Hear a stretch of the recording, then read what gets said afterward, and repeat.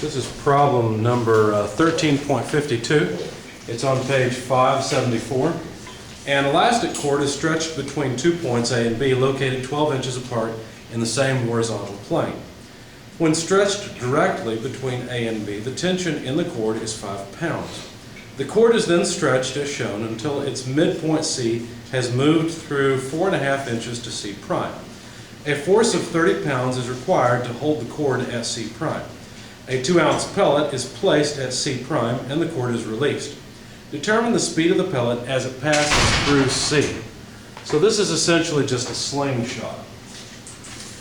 All right, I'll sketch the system because I need to define the coordinate system.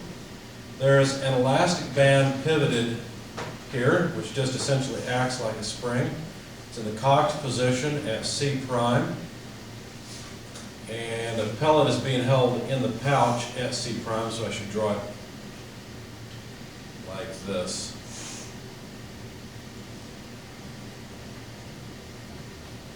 Now the pellet will leave the pouch at this point, which is C.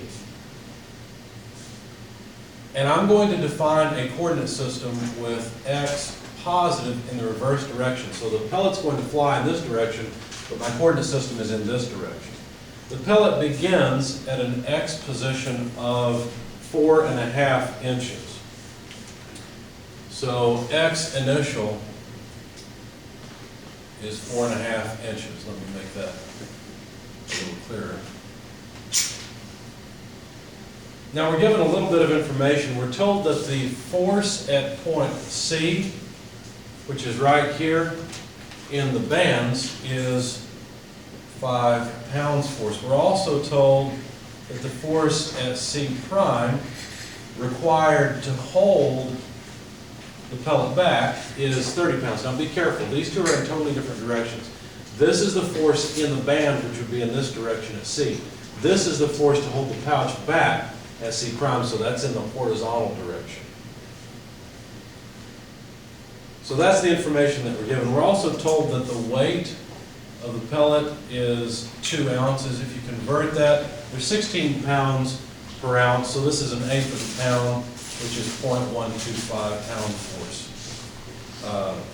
I'm sorry, excuse me, this is the weight of, weight of the pellet, so that's pound force. They didn't give us the mass. We're supposed to find the velocity at C. That's really the question.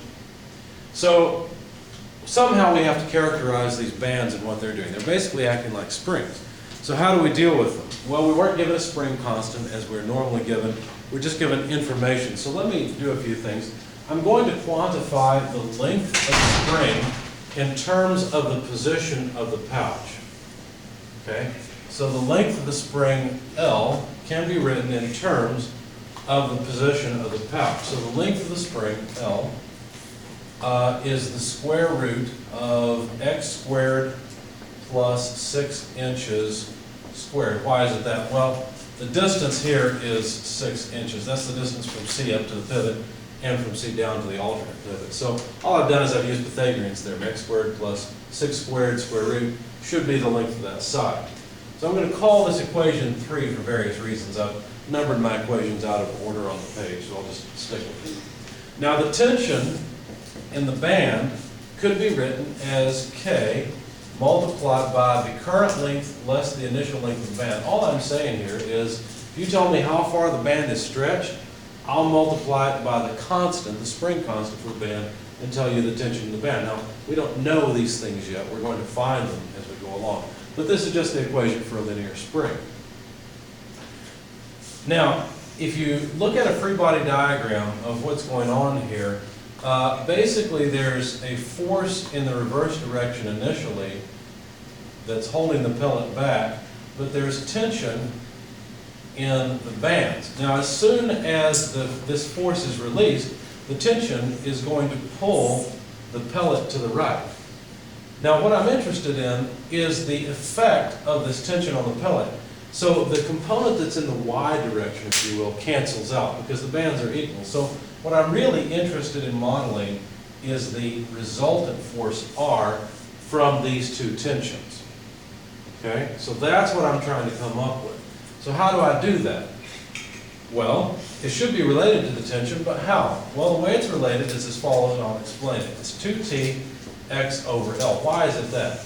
Well, if you think about it, there's going to be a geometric relationship x over L, we can sketch it down here and you'll see it, that will be equal to the force relationship between the tension of the band and the component in this direction. So the component in this direction I would call R, and in this direction here, that force component is T. So if you rearrange it, move the T over here, and it almost looks like what I have, but where'd the factor of 2 come from? Well, this resultant that I calculated is just the resultant for one of the bands. I have 2 bands, and so I need to multiply this by 2. So that's where that equation came from, and that just describes how the resultant, which acts on the pellet, depends on the position x. Okay? All right, now, but we have an equation for the tension, so we should be able to plug that equation in and come up with something that will help us out. So the resultant force R is 2 times K times the quantity of the, whatever the current length is, L less L naught. This is all from here, plugging in for T. Let me make these square brackets so it's easier to read. That way, in my last bracket, multiplied by x over L. Now, of course, we can simplify this a little bit because L over L is just 1. And so we end up with R equals 2kx, pulling the k and the x out, multiplied by 1 less L naught over L. Okay? So this length is whatever the length of the band is, divided by the free length. Now, the free length is not 6 inches. We were not told that the band is free at that point. It came from this equation. The band is free at some other point because, look, at C, the band still has 5 pounds of tension in it. So we have to figure out what that free length is. We don't know it yet, but that's okay. So if I want to solve for K and L naught, I need 2 pieces of information. Let's see what we've got. Well, we know what's going on at C prime. In fact, you know what? Let's see. I labeled this equation 1 and I labeled this equation 2. Let me get rid of, I need a little bit of space. So let me copy this equation for R up here. 2kx, 1 less L naught over L. And then I won't need the rest of this stuff. That should be it. And this equation I called equation 2. Okay, so now at C, or at C prime rather, the length L is the square root of 4.5 inches squared plus 6 inches squared, and so that's 7.5 inches. Okay, so that's the length when the pellet is at C prime. It's the length of the band. Now, at this point, we know that X is 4.5 inches, and the resultant R is 30 pounds for us, because it takes 30 pounds to hold the pellet back. Okay, now at C, the length is 6 inches, because if the pellet's at C, then the length is 6 inches, that's the length of the band, and X is 0, and the tension is 5 pounds force. Okay? Now, from the information from point C prime and equation 2, which is right above it, what we could write is that 30 pounds force, which is R, is equal to 2K, we don't know K yet, times X. Now remember, we're at point C prime, so X is 4.5 inches.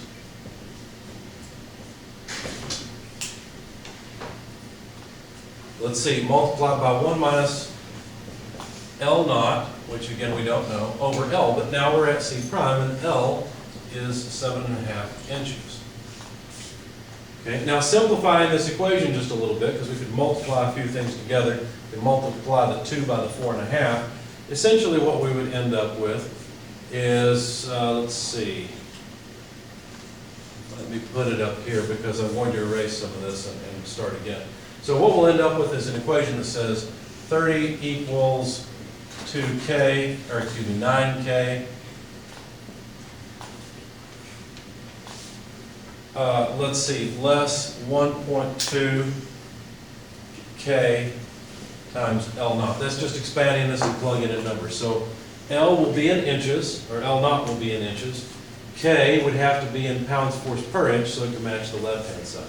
So that takes care of this equation. All I'm trying to do is get two numerical equations so that I can solve for the unknowns K and L naught. So I've used up this position information. I've already captured that. And so now let's see what we can do with the information about the about position C. Well, then what I'm going to do is combine equation 1 with the information about point C and see what happens. We know that at point C, the tension is 5 pounds force. And we know that the spring constant K is next. It's an unknown. That's in the equation. L at C is 6 inches. And we have to subtract off L naught, which is unknown and unknown. So notice we've got the same situation. K and L naught are the unknowns. 5 pounds force here. K would have to be pounds force per inch. L naught would be in inches. So this is consistent with what we already have. So we can eliminate the units for the time being, or just not write them down, and copy the equation here. 5 equals K multiplied, let's see, actually let's multiply through, it would be 6K minus L naught K. Now this is a pretty simple set of equations to solve. What I would do is solve for L naught K, plug it in here, and then get K out of it. For the sake of time in the video, and because it's probably good for you to practice, I'll just show you the solution. The solution is that K, you should go solve this. You should pause the video and try it yourself. K and L naught come out as 13.33, and it continues forever, pounds force per inch. And the initial length of the band is 5.625 inches. What are these things? Well, K is just the spring constant of one of the bands. And L naught, that's just what would happen if you remove the bands from the slingshot and let it rest. You measure its length unstretched, it would come out to 5 5/8 inches. Okay, so that was a lot of work, but the whole point of it was simply to characterize the springs, essentially, these bands that are acting as springs. Now, if we put equation, I'm not quite done with these yet. If we put equation 3 and equation 2 together, what would we get? Well, why would we do this? Well, let's back up just a little bit. We've characterized the spring, and really this is the information that we were going for. I'm not going to erase these equations because I've got more work to do with them.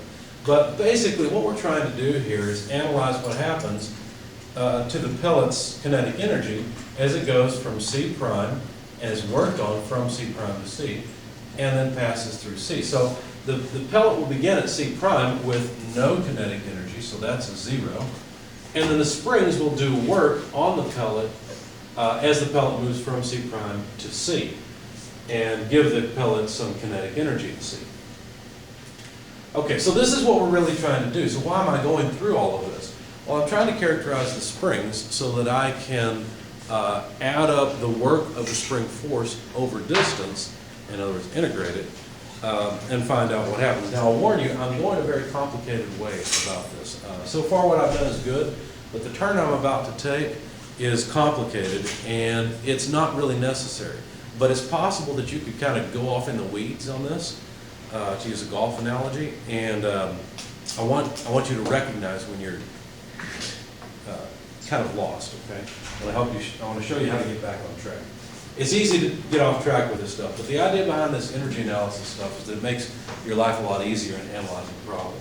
So if we put equation 3 and equation 2 together so that we can somehow write down what's going on with the force versus position, because notice what I really want to do is something like this. I want to evaluate the work that the bands do, and basically what I'm trying to do here is integrate from C prime to C the resultant force, because that's what acts on the pellet, over distance. That's really what I'm trying to get at. So I know that the distance is going to change in the x direction, okay? And I want to integrate from an x position of C prime to C. So I need to integrate this resultant, this force that's acting on the pellet, but that force is not constant along the length. So that's what I'm trying to accomplish here, is integrating that force. Okay, so equation 2 looks like it might help, but we've got this darn L, this length in it. And that length, the length of the spring, changes as the pellet moves from C prime to C. So this is not a constant. I'd like to write this in terms of x. Well, I can do that. In fact, I've already done it. So putting these two equations together, what we find is that R can be written as 2kx times 1 less L naught. Remember, k and L naught are just constants, divided by L, but L is the square root of x squared plus 6 squared dx. Okay, and let me finish off my brackets here. So this looks fairly complicated. Now, it's not too difficult of an integration. And once you plug in the numbers and separate out the two integrals, because notice you'll have 2kx as one term, and 2kx L naught over root x squared plus 6 squared. Once you separate out those two integrals and plug in k equals 13.33 and L naught equals 5.625, what you find, well, let me not go too fast. I've already made one mistake. Notice that R, the resultant force R, acts in this direction. But dx is changing in this direction, and that's opposite of the coordinate system. And so really there's a cosine of alpha between the direction of the force and the direction of motion. Since they are opposites, that cosine of alpha is a -1. So I forgot I should have a negative here in front of this integration. Okay? All right, so anyway, breaking this up, we have a negative integral from, in fact, I won't break it up. I'll just plug in the numbers first and then perform the multiplication. 2 times k would be 2 times 13.3, that's 26.6, and 6 continues, times x for the first term. We're still integrating from C prime to C. And for the next term, if you multiply 2 times 13.33 times 5.625 times x, you get 150x for this times this in the numerator. So then, in the denominator, to simplify that a bit, we'd have x squared plus 36, and then all of this has to be integrated over the x-axis. So what are we integrating between? Well, C prime, what is C prime? We're integrating over x, so the value of x at C prime is 4.5. Notice it's a positive 4.5 inches because x is measured to the left. At C, x is equal to 0. Now, if you remember any rules, or if you remember your rules from calculus, you'll know that if we flip these limits of integration, we can get rid of the negative sign. So let's do that. Let's integrate from 0 to 4.5. Okay? So if we plug in the limit for 4.5, what we'll find is that we get, let's see, first of all, we'd have to integrate this, and you know what, let me integrate it first, and then we'll plug in the limits. So we get 26.66 forever, x squared over 2, that would be the integral of this first term, less 150 times x squared plus 36 to the half power, so the square root of this is another way of writing it. Okay? Now, you probably don't remember how to integrate this, and that's okay. You can look this up on Wolfram Alpha. If you just look up online integration, you can find plenty of tools to type this in, and it'll spit out the answer for you very easily. So go look it up. I didn't have this one memorized. I don't know if I went and looked it up in an integral table or just went to Wolfram Alpha, but it's easy to come across. So that's the end of the integration, and we have to evaluate from 0 to 4.5 inches. So we're just going to plug in the limits of 4.5 for x and then the limit of 0 for x and see what we get. I'm not going to go through all of the math on the board, once again, for the sake of time in the video, but basically what you come up with is from the 4.5 piece, you will come up with 270 less 1125, and then when you subtract off the 0, of course this term is going to go away, that will go away, but you'll still have the square root of 36, which is 6 times 150, and since you're subtracting the lower limit, you'll have plus 900. Okay, now this is the energy. What form, or what are the units of this energy? Well, we've got R, and R will have units of pounds force, right? Because this is dimensionless. X has units of inches. K has units of pounds force per inch from here. And so R will simply have units of pounds force. So this term R will be pounds force. But X is measured in inches. And so what we get for our energy is just pounds force inches. So the number I got when I plugged all this into my calculator finally is 45 inch, let's do it this way, pound force inch of work. That's how much work the springs do. I shouldn't have put a box around that, that's not our final answer, but that's how much work these springs or these bands do on the pellet in moving it from C prime to C. Okay, now let me show you where we kind of went off the rails. This integration, anytime you find yourself doing something like this, you've probably taken a wrong turn somewhere. There's probably an easier way. Now the easier way in this class is to realize, wait a second, the spring equation that we've been given in the textbook holds the